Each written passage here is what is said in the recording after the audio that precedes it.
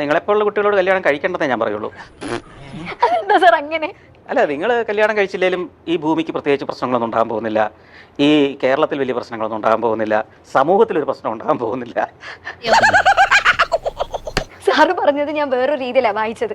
നിങ്ങൾ കല്യാണം കഴിച്ചിട്ടുണ്ടെങ്കിൽ ഞങ്ങളെ പോലുള്ള ആണുങ്ങൾക്ക് ഒന്നും ഇവിടെ സംഭവിക്കാൻ പോകുന്നില്ല, അത്ര ശല്യം ഞങ്ങൾക്ക് കുറഞ്ഞിരിക്കും. അതാണോ സാർ? വായിച്ചോളൂ. സന്തോഷ് ജോർജ് കുളങ്കര മീരക്ക് കൊടുത്തൊരു ഇൻ്റർവ്യൂ ആണിത്. ഈ ഇൻ്റർവ്യൂവിൽ ഫുൾ തഗ്ഗാണ്. അപ്പോൾ ഇതിൻ്റെ ട്രോൾ വീഡിയോ ഇറങ്ങിയിരുന്നു. ഈ വീഡിയോ നമുക്കൊന്ന് വാച്ച് ചെയ്യാം. യാത്ര ഒരു അനിവാര്യതയാണെന്ന് മലയാളികൾക്ക് കാട്ടിക്കൊടുത്ത, മലയാളികളെ സ്വപ്നം കാണാൻ പഠിപ്പിച്ച, മലയാളികളെ ലോകം കാണാൻ പഠിപ്പിച്ച യാത്രകളുടെ the brand ambassador Santhosh George Kulangara. ഒന്ന് നിക്ക, ലാസ്റ്റ് സപ്പറല്ലേ, ഒന്നും കൂടി കണ്ടോട്ടെ, ഇനി മുട്ടിക്കോളൂ.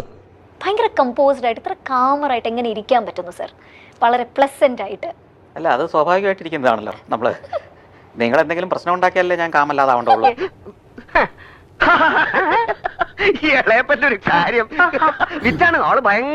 എന്നാലും സാർ ഇത്രയും വിജയകരമായിട്ട് ദാമ്പത്യ ജീവിതം മുന്നോട്ട് കൊണ്ടുപോയിക്കൊണ്ടിരിക്കുകയാണെന്ന് അറിയാം. ഞങ്ങളൊക്കെ ഇപ്പൊ ഞാനും കെട്ടിയവരും കല്യാണം കഴിച്ചിട്ട് 4 വർഷമായി.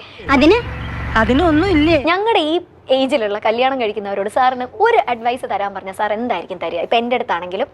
നിങ്ങളെപ്പോലുള്ള കുട്ടികളോട് കല്യാണം കഴിക്കേണ്ടതേ ഞാൻ പറയുള്ളൂ. എന്താ സാർ അങ്ങനെ? അല്ല, നിങ്ങൾ കല്യാണം കഴിച്ചില്ലെങ്കിലും ഈ ഭൂമിക്ക് പ്രത്യേകിച്ച് പ്രശ്നങ്ങളൊന്നും ഉണ്ടാകാൻ പോകുന്നില്ല. ഈ കേരളത്തിൽ വലിയ പ്രശ്നങ്ങളൊന്നും ഉണ്ടാകാൻ പോകുന്നില്ല.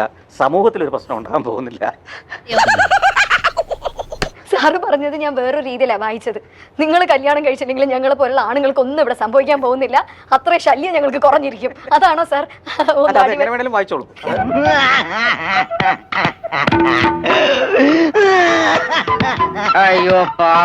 പക്ഷെ ഇത്രയും ഞാൻ സാറിന്റെ പേഴ്സണൽ പ്രണയത്തെ പറ്റി ചോദിച്ച സാർ അധികം ഇന്റർവ്യൂസിൽ പ്രണയത്തെ പറ്റി ഇങ്ങനെ പറഞ്ഞ് ഞാൻ കേൾക്കാറില്ല. കൂടുതൽ യാത്രകളിലാണ് സാർ ഫോക്കസ് ചെയ്യുന്നത്. അല്ല, ഞാൻ പ്രണയത്തിന്റെ പേരിൽ അറിയപ്പെടുന്ന ഒരാളല്ലല്ലോ. നീ ഒരു മഹാമണ്ടൻ തന്നെ.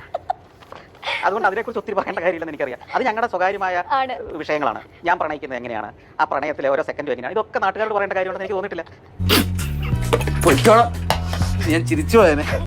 അത് അദ്ദേഹം പറഞ്ഞ കാര്യം ശരിയാണ്. അയാളെ സ്വകാര്യ കാര്യങ്ങൾ നാട്ടുകാരോട് പറഞ്ഞു നടക്കേണ്ട ആവശ്യമില്ല അയാൾക്ക്. ഉണ്ടെന്നത് മേഖലയിലായിരുന്നു നിങ്ങൾക്ക് പരിശീലനം കിട്ടിയതെങ്കിൽ നിങ്ങൾ ആവശ്യമില്ലാത്ത ഒത്തിരി സാധനത്തെ സമയം കളഞ്ഞ് ഒഴിവാക്കുമായിരുന്നു. എഞ്ചിനീയർ ആണ് സർ. ഞാൻ സിവിൾ ആണ്. സിവിൽ എഞ്ചിനീയറിംഗ് 4 വർഷം പഠിച്ച് സൈറ്റിലൊക്കെ നിന്ന് പണിയെടുത്ത ഒരാളാണ് സാർ. നമ്മള് വിചാരിച്ച പോലെ സാർ അത്ര പൊട്ടനൊന്നും അല്ല.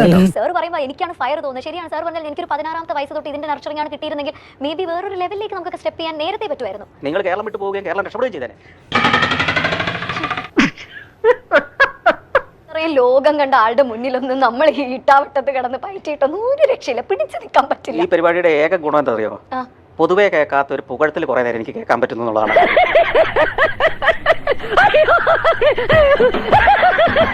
സാറേ, എനിക്കൊരു വട്ടപ്പേരുണ്ട്. പുകഴത്തിൽ അല്ല, തള്ളിസ്റ്റ് എന്നാണ് എന്നെ. കാരണം അതെനിക്ക് മനസ്സിലായി. ആദ്യത്തെ ചോദ്യം ഇതാണ്. ഇനി ഒരിക്കലും പോകില്ല എന്ന് ഉറപ്പിച്ചൊരു സ്ഥലം? ഒരു സ്ഥലമില്ല അങ്ങനെ. Anywhere is fine. അതുകൊണ്ടാണല്ലോ നിങ്ങളുടെ പരിപാടിക്ക് ഞാൻ 2 തവണയല്ലേ വരുന്നത്.